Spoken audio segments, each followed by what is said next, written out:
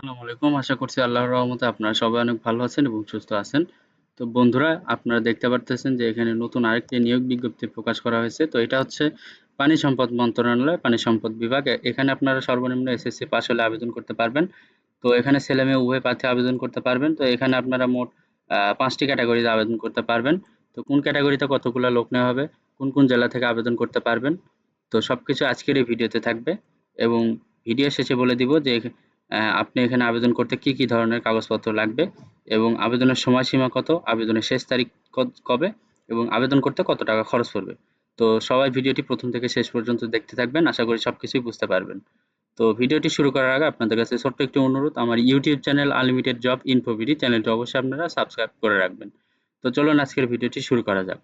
এখানে দেখতে পাচ্ছেন পানি সম্পদ পরিকল্পনা সংস্থার রাজস্ব খাতভুক্ত পদসমূহে অস্থায়ী ভিত্তিতে জনবল নিয়োগের জন্য নিম্নোক্ত পদের পাশে বর্ণিত শর্ত প্রকৃত বাংলাদেশী নাগরিকের নিকট হতে অনলাইনে দরখাস্ত আহ্বান করা যাচ্ছে। তো এখানে ১ নাম্বার যে পদে আবেদন করতে পারবেন এটা হচ্ছে কার্টোগ্রাফার। এখানে বেতন স্কেল ১৬,০০০ থেকে ৩৮,৬৮০। তো এখানে বয়সসীমা ধরা হয়েছে ১৮ থেকে ৩০ বছর। এখানে পদ সংখ্যা ধরা হয়েছে একটি। শিক্ষাগত যোগ্যতা অভিজ্ঞতা চাইছে পুরকৌশলে ডিপ্লোমা সহ কার্টোগ্রাফিতে ৫ বছরের অভিজ্ঞতা থাকতে হবে। তো এই ক্যাটাগরিতে আপনারা বাংলাদেশের আ তো আমি বিভাগগুলো পরে বলে দেই যে কোন, কোন জেলা থেকে আবেদন করতে পারবেন। তারপরে ২ নম্বরে আছে ক্যাশিয়ার। তো এখানে বেতন স্কেলটা দেওয়া নাই। ১৪ তম গ্রেড দেওয়া রয়েছে এখানে। তো ১৪ তম গ্রেডে বেতন স্কেল ধরে হচ্ছে আপনার আ ১৫ থেকে ২৮,০০০ টাকা এর ভেতরে। তো এখানে বয়সসীমা ১৮ থেকে ৩০ বছর। এখানে পদ সংখ্যা একটি। শিক্ষাগত যোগ্যতা বাণিজ্য বিভাগে ২য় শ্রেণীর স্নাতক ডিগ্রি সহ আ কর করণিক হিসাব সহকারী বা আধা সরকারি সংস্থায় ৫ বছরের চাকরি অভিজ্ঞতা থাকতে হবে। তো এখানে শুধুমাত্র আপনারা ঢাকা, ময়মনসিংহ, চট্টগ্রাম, রংপুর, সিলেট বিভাগের প্রার্থীগণ আবেদন করতে পারবেন। এরপরে আছে ৩ নাম্বার গাড়ি চালক। এখানে বেতন স্কেল ৯,৩০০ থেকে ২২,৪৯০। তো এখানে শিক্ষাগত এখানে বয়সসীমা ১৮ থেকে ৩০ বছর। এখানে পদ সংখ্যা ৩ টি। তো শিক্ষাগত যোগ্যতা বৈধ ড্রাইভিং লাইসেন্স, সংশ্লিষ্ট মোটরযান চালনায় ৩ বছরের অভিজ্ঞতা থাকতে হবে। এরপর ৪ নম্বরে আছে নিরাপত্তা প্রহরী। এখানে বেতন স্কেল ৮,২৫০ থেকে ২০,০১০ টাকা। তো এখানে ১৮ থেকে ৩০ বছর হলে আবেদন করতে পারবেন। এখানে একটি লোক নিয়োগ করা হবে। তো এখানে শিক্ষাগত যোগ্যতা ৮ম শ্রেণী পাস হইতে হবে। এরপরে ৫ নম্বরে রয়েছে অফিস সহায়ক। এখানে বেতন স্কেল ৮,২৫০ থেকে ২০,০১০ টাকা। তো এখানে বয়সসীমা ১৮ থেকে ৩০ বছর। এখানে ২ টি লোক নিয়োগ করা হবে। তো এসএসসি বা সমান পরীক্ষা উত্তীর্ণ হলে আপনি এখানে আবেদন করতে পারবেন। তো এখানে দেখেন আপনার আবেদন করতে হলে ১৮ থেকে ৩০ বছর বয়সের ভেতরে হইতে হবে। তো এখানে আবেদনের সময়সীমা এবং আবেদন করতে কত টাকা খরচ পড়বে সবকিছু আজকের এই ভিডিওতে থাকবে। তো এখানে দেখতে পাচ্ছেন অনলাইনে আবেদনপত্র পূরণ ও সংক্রান্ত নিয়মাবলী করণীয় রয়েছে। তো এখানে লিঙ্ক দেওয়া রয়েছে। এই লিঙ্কে ক্লিক করে আপনাকে আবেদন করতে হবে। তো এখানে আবেদন ও ফি আবেদনপত্র পূরণ ও পরীক্ষার ফি জমাদানের শুরুর তারিখ হচ্ছে ১/৭/২০২৪ সকাল ৯ ঘটিকা এবং অনলাইনে আবেদনের শেষ তারিখ হচ্ছে ২১/৭/২০২৪ রাত ১২ ঘটিকা। তো আপনাকে সময়ের ভেতরে আবেদন করতে হবে এবং আবেদনের পাশাপাশি আপনাকে আবেদন করার পরে পরীক্ষার ফি বাবদ যে টাকা সেটা আপনাকে টেলিটক প্রিপেইড নাম্বারের মাধ্যমে পরিশোধ করতে হবে এবং আবেদন করার পরে আপনার ৩০০x৩০০ পিক্সেল একটি রঙিন ছবি এবং ৩০০x৮০ পিক্সেল একটি স্বাক্ষর আপলোড করতে হবে আবেদনের সাথে এবং পরীক্ষার ফি বাবদ যে টাকা সেটা আপনাকে ক্যাটাগরি অনুযায়ী পদের নাম অনুযায়ী আপনাকে পরিশোধ করতে হবে। তো একজন প্রার্থী শুধুমাত্র একটি পদে আবেদন করতে পারবেন। তো এখানে রয়েছে কার্টোগ্রাফার। এই পদে আবেদন করতে চাইলে আপনাকে ৪৪৮ টাকা দিতে হবে টেলিটক প্রিপেইড নাম্বারের মাধ্যমে, টেলিটক সার্ভিস চার্জ সহ। এরপর ক্যাশিয়ার পদে আবেদন করতে চাইলে ৩৩৬ টাকা লাগবে। গাড়ি চালক পদে আবেদন করতে চাইলে ৩৩৬ টাকা লাগবে। নিরাপত্তা প্রহরী পদে আবেদন করতে চাইলে ২২৪ টাকা লাগবে এবং অফিস সহায়ক পদে আবেদন করতে ২২৪ টাকা লাগবে। তো এটা কিন্তু আপনার সর্বোচ্চ ৭২ ঘন্টার ভেতরে দিতে হবে, আবেদন করার ৭২ ঘন্টার ভেতরে, ঠিক আছে? যদি আপনি সময়ের ভেতরে না দেন তাহলে কিন্তু আপনার আবেদনপত্রটি বাতিল বলে গণ্য হবে।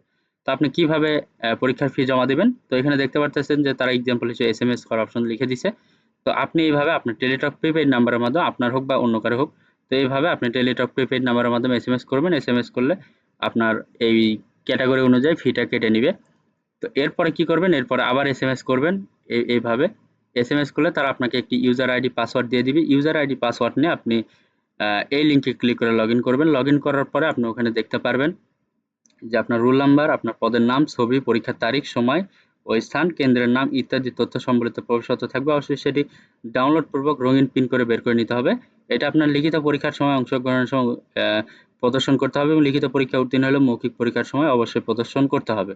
তো যদি আপনি পাসওয়ার্ড ভুলে যান তাহলে আপনার আবার এইভাবে এসএমএস করে আপনার পাসওয়ার্ডটি পুনরুদ্ধার করতে পারবেন। ঠিক আছে?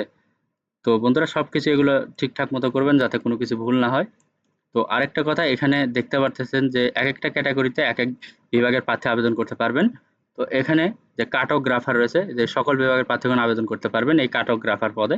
তো ক্যাশিয়ার পদে আবেদনের জন্য ঢাকা, ময়মনসিংহ, চট্টগ্রাম, রংপুর ও সিলেট বিভাগের প্রার্থীগণ আবেদন করতে পারবেন। তারপরে গাড়ি চালক যে পদ রয়েছে এটার জন্য ঢাকা, ময়মনসিংহ, চট্টগ্রাম, রংপুর ও সিলেট বিভাগের প্রার্থী আবেদন করতে পারবেন। এরপরে নিরাপত্তা প্রহরী পদে ঢাকা, ময়মনসিংহ, চট্টগ্রাম, রংপুর ও সিলেট বিভাগের প্রার্থী আবেদন করতে পারবেন। এরপর অফিস সহায়ক পদে এই একই জেলার একই বিভাগের প্রার্থীগণ আবেদন করতে পারবেন। তো এখানে আবেদন করতে কি কি কাগজপত্র লাগবে সেটা একটু দেখেন। যে অবশ্যই আপনার সকল পরীক্ষার সনদ বা সকল শিক্ষাগত যোগ্যতার সনদপত্র দাখিল করতে হবে। যদি আপনি লিখিত পরীক্ষায় টিকেন, মৌখিক পরীক্ষার সময় সকল কিছু দাখিল করতে হবে। তারপর আপনার জন্ম নিবন্ধন, আপনার অভিজ্ঞতার সনদপত্র, আপনার নাগরিকত্ব সনদপত্র, এরপর আপনার জাতীয় পরিচয়পত্র, জন্ম নিবন্ধন, এই সবগুলোর লাগবে, ফটোকপি লাগবে। সবকিছুই কিন্তু প্রথম শ্রেণীর গেজেটেড কর্মকর্তা কর্তৃক স্বাক্ষরিত করে নিতে হবে। ঠিক আছে? এগুলো ছাড়া কিন্তু আপনি লিখিত পরীক্ষার সময় যাইতে পারবেন না। ওকে? তো এখানে আরেকটা রয়েছে, পরীক্ষায় অংশগ্রহণের জন্য আবেদনকারীকে কোনো প্রকার টিএডিএ প্রদান করা হবে না। তো আবেদনপত্র গ্রহণ বা বাতিল করার ক্ষেত্রে কর্তৃপক্ষের সিদ্ধান্ত চূড়ান্ত বলে গণ্য হবে। তো বন্ধুরা আজকে এই আবেদনপত্রটি বা এটা আজকে এই পর্যন্তই। তো যদি আপনাদের এখানে শিক্ষাগত যোগ্যতা মিলে অবশ্যই আপনারা এখানে আবেদন করবেন। তো এখানে অনেকগুলা লোক নিয়োগ করা হবে। তো বন্ধুরা ভিডিওটি ভালো লাগলে অবশ্যই লাইক, কমেন্ট এবং শেয়ার করবেন, এবং এই বিষয়ে যদি কোনো কিছু জানার থাকে তাহলে অবশ্যই কমেন্ট করে জানাবেন। আর অবশ্যই আমার ইউটিউব চ্যানেল আনলিমিটেড জব ইনফোভিডি চ্যানেলটি অবশ্যই আপনারা সাবস্ক্রাইব করে রাখবেন। তো সবার জন্য অনেক অনেক শুভকামনা। সবাই ভালো থাকবেন, সুস্থ থাকবেন। আল্লাহ হাফেজ। দেখা হচ্ছে নতুন কোনো ভিডিওতে। Thanks for watching. Please like, share, subscribe.